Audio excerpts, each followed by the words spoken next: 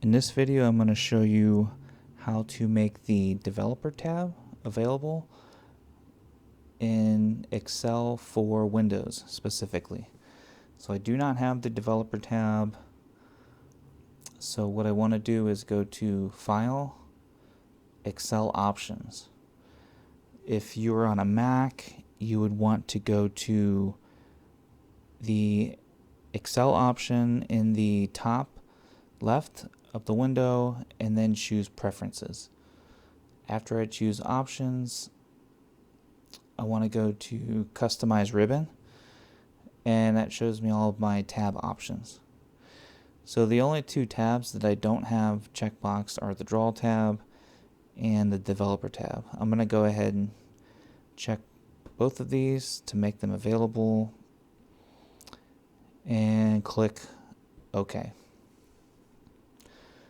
Alright, so now I have the Developer tab and my Draw tab available. More concerned with the Developer tab.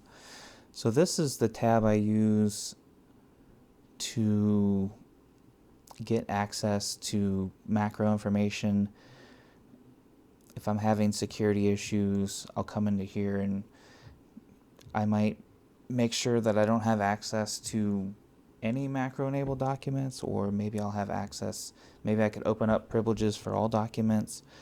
Here is it's like your Visual Basic editor dashboard. There's a lot of different things you can do from a developer's perspective. Macros, we also have this option under the View tab, but it's been pushed into here because, under this tab is where it really makes sense. You have access to your add-ins. You have access to XML tools. This, I created a button and added it here just so I have an easy access to Word. But yeah, you have all different types of developer tools. What I use it mostly for is to enter form controls.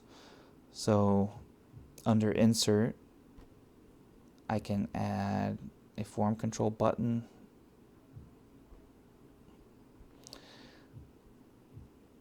I can add checkboxes.